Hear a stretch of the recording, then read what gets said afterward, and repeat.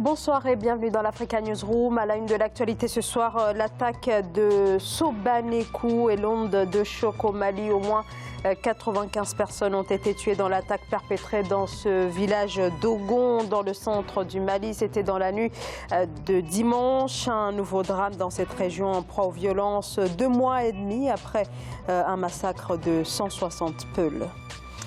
La relance de l'économie, le gouvernement du président sud-africain Cyril Ramaphosa, nouvellement réélu, très attendu sur la question en Afrique du Sud, où l'économie s'est contractée de plus de 3% au premier trimestre, une conjoncture inédite depuis 10 ans. Et dans notre grand angle, près de 600 millions de personnes encore privées d'électricité, l'Afrique face au déficit énergétique. Dans certains pays comme le Tchad, la République démocratique du Congo ou encore le Malawi, c'est moins de 10% de la population qui dispose de l'électricité. Une situation, vous allez le voir, qui ralentit la vie quotidienne des Africains, mais aussi des pans entiers de l'économie. Et pour en parler avec moi ce soir, Jean-Marie Talley, bonsoir.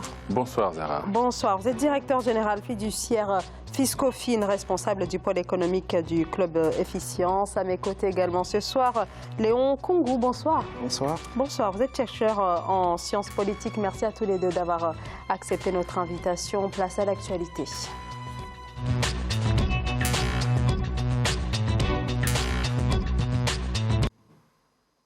Après un massacre de 160 Peuls le 23 mars dernier, le Mali est à nouveau la cible d'une nouvelle attaque.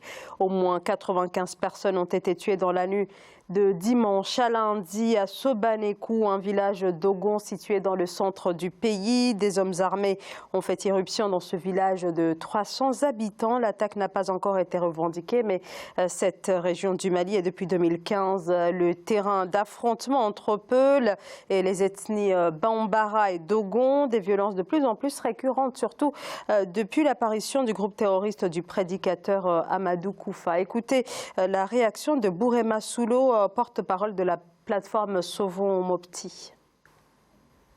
Les attaques ont commencé à partir de 17h et se sont arrêtées aux alentours de minuit. Donc c'est là où, selon le maire qui a fait le déplacement ce matin, qui s'est rendu sur le lieu dans le hameau, il a fait lui-même, selon lui, il a fait un décompte de 95 victimes. Et le ministère de la Défense a fait a donné le même nombre de victimes et 16 personnes portées disparues. Donc ce qui veut dire que le village est totalement rayé de la carte. Les maisons sont brûlées, les greniers sont calcinés, tout est brûlé. Donc c'est vraiment un carnage qui s'est produit après celui de Ouagassogou le 23 mars dernier. Donc là, on peut dire que le centre du Mali, ça chauffe. Un bilan très lourd, on le rappelle, au moins 95 morts dans cette attaque perpétrée dans le centre du Mali. Léon Kongou, une nouvelle illustration finalement de l'impuissance de l'État malien à empêcher ce type d'affrontement.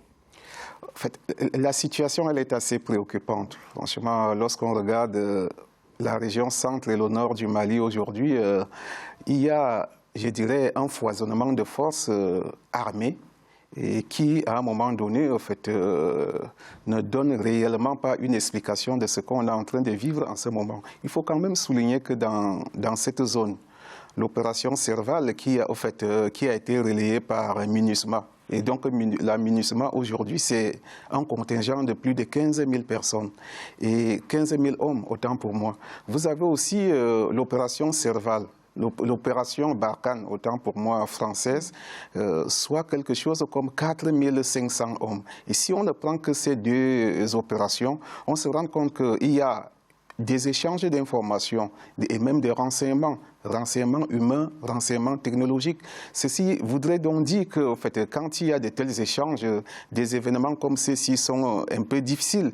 Mais il convient aussi de le dire, et vous l'aviez souligné, en fait, l'État malien est, je dirais, absent. L'État a sous-traité sa souveraineté par... Alors, c'est-à-dire que malgré la présence de toutes ces forces, à la fois onusiennes, mais aussi françaises, sans la reprise de ces territoires par l'État malien, la situation restera toujours, en tout cas, jalonné par ces attaques récurrentes. Jean-Marie Talley.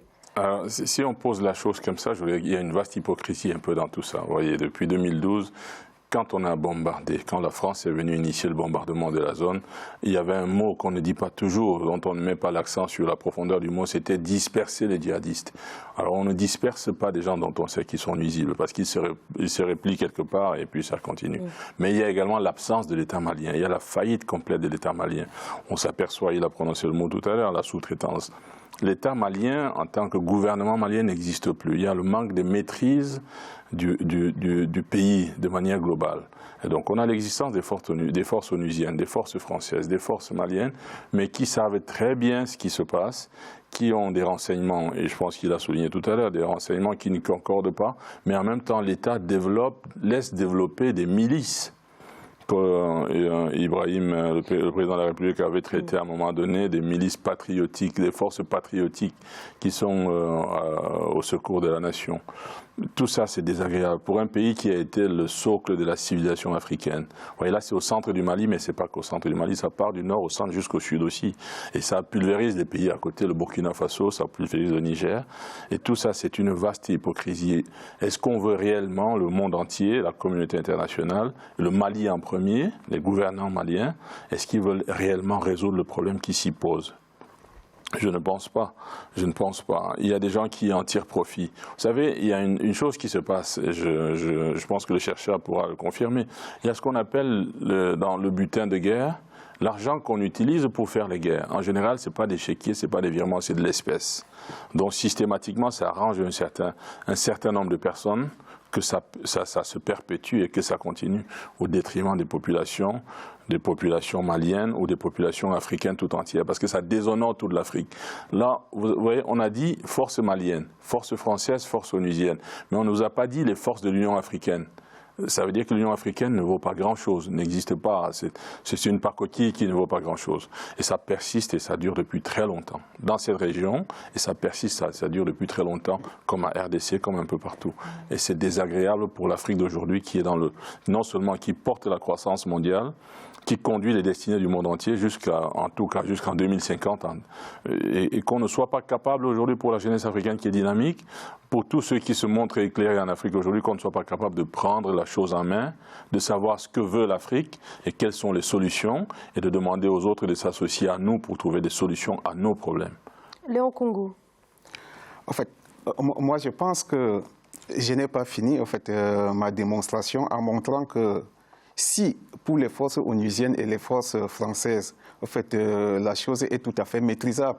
Il convient de souligner que le gouvernement de Bamako en lui-même a une conception de la sécurité qui est un peu étrange. Il n'y a qu'à voir le fameux accord d'Alger, qui vise à résoudre le problème du septentrion. Sur la table, on a réuni des entités qui, je pense, dans un état tout à fait cohérent, on aurait pu voir, on ne peut pas assister à un tel attelage. On a mis, le gouvernement malien, disons, la coalition des mouvements de l'Azawad, il faut le comprendre. Les Touaregs, depuis très longtemps, ont posé le problème de leur autonomie. Il fallait bien discuter avec eux. Mais vous avez aussi une troisième entité appelée la plateforme, qui est constituée des milices pro-gouvernementales. Et quand je parlais tantôt de sous-traitance de la sécurité, il y a des coins aujourd'hui, parce que l'armée n'est pas nationale, l'armée malienne n'est pas nationale, elle ne peut pas aller sur certains territoires, notamment dans le centre et dans le septentrion. Elle a donc sous-traité la sécurité à des milices. Or, lorsqu'on délègue, il faut tout au moins garder le contrôle. Et c'est ce qui fait problème aujourd'hui, c'est-à-dire l'armée, puisqu'elle n'est pas nationale, puisqu'elle n'est pas assez structurée, ces milices s'observent par des exactions. Depuis 2015, le vide laissé justement par le gouvernement a pu permettre à ces forces qui ont été contenues en 2013 de se reconstituer. Et dans le centre aujourd'hui, vous avez deux acteurs majeurs, à savoir la Katiba Massina, dont vous aviez évoqué en fait, le leader tout à l'heure, Amadou Koufa. Et comme vous le savez, lui, il recrute majoritairement chez les Peuls. Et peut-être ce qui s'est passé l'autre jour, c'est à titre de représailles. Parce qu'il faut le dire, le massacre de mars dernier, presque 130 morts, elle avait été perpétrée dans les villages Peuls. Donc c'est la première lecture qu'on peut faire de ce qui s'est passé, mais à ce moment précis, personne n'a revendiqué l'attaque. Alors justement, vous avez parlé de l'accord de paix, les accords d'Alger signés en 2015. Récemment, il y a quelques jours, dans un rapport, International Crisis Group préconise au gouvernement de dialoguer justement avec le groupe Katiba Massina, donc d'Amadou Koufa. Est-ce que c'est une solution envisageable? En tout cas, le gouvernement se dit prêt pour cela. Est-ce qu'il faut dialoguer avec ce groupe djihadiste? Vous savez, les accords de paix étaient signés. En tout cas, les accords en vue de faire la paix, de mettre la paix, ont été signés en 2015, mais l'État n'a jamais facilité la mise en place de tous ces accords, ne serait-ce que par sa participation, sa contribution et sa volonté de dialoguer, de communiquer, de voir avec les autres quelles sont les solutions. L'État a laissé pourrir. Et je crois que le chercheur l'a si bien dit tout à l'heure, c'est que l'État, en sous-traitant la gestion militaire de l'État malien à des forces qui sont des forces tribales, hein, toutes ces milices-là sont des forces tribales, encourage donc les guerres non seulement entre les communautés, les guerres tribales, et voire même raciales, et ça pose des sérieux problèmes. Donc qu'on lui demande, ou qu'on demande à l'État de communiquer, qu'on demande à l'État, c'est la moindre des choses. Pour gouverner un pays, il faut être capable de mettre tout le monde autour d'une table. Ça, c'est le minimum. Et en Afrique, on a l'impression qu'on est à 1000 lumières donc de toutes ces simples positions-là, de simples postures, de réunir des gens autour d'une table, de les écouter et de savoir quelles sont les doléances des uns et des autres et ensemble trouver un compromis. Ça, on ne sait pas trop le faire en Afrique.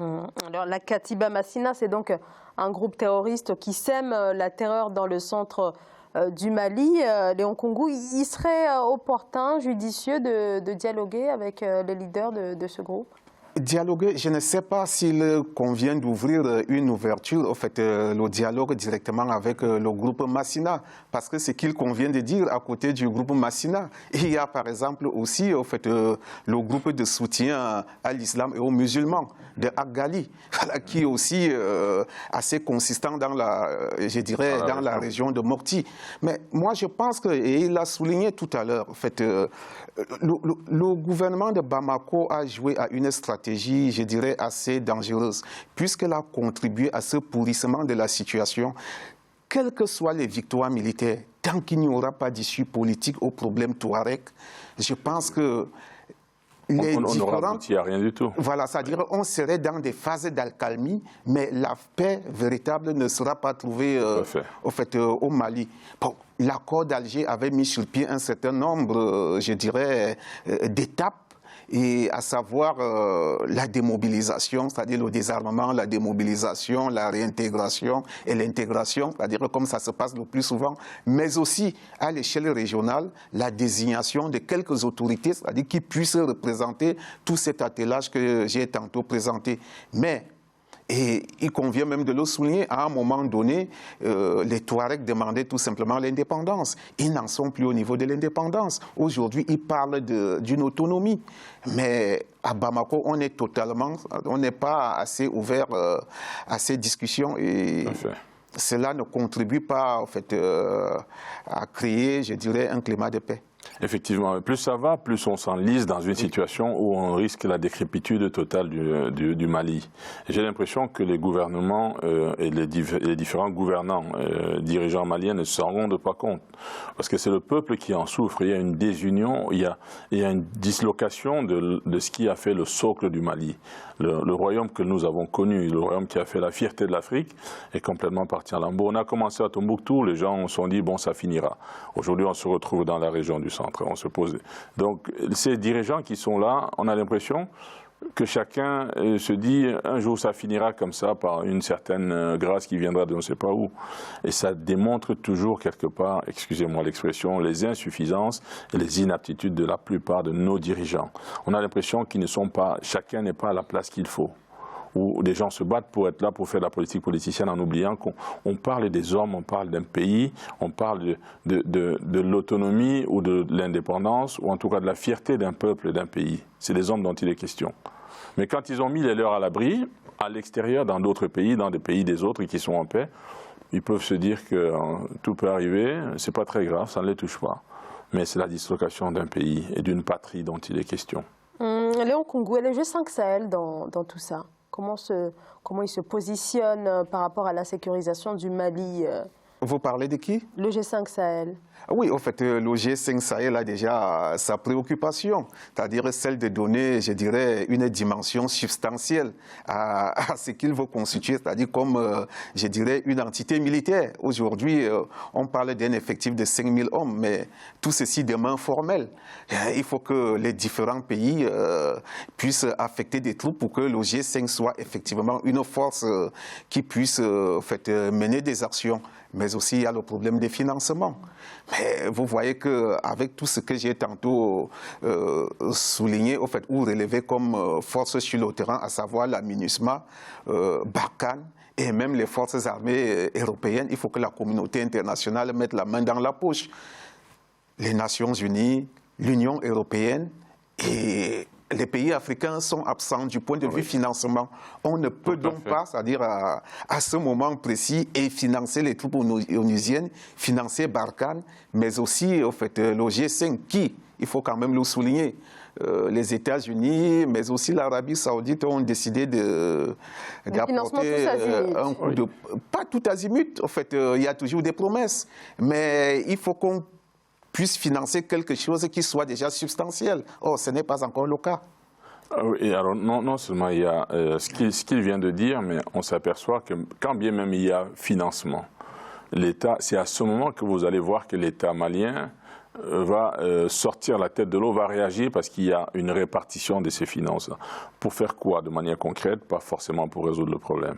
Et quand je parlais tout à l'heure d'une vaste hypocrisie internationale, et voir, à commencer par une hypocrisie malienne, vous voyez, les forces du moins les milices qui vont assassiner, vous avez la force française, les forces maliennes, les forces onusiennes, mais il n'y a aucune interposition.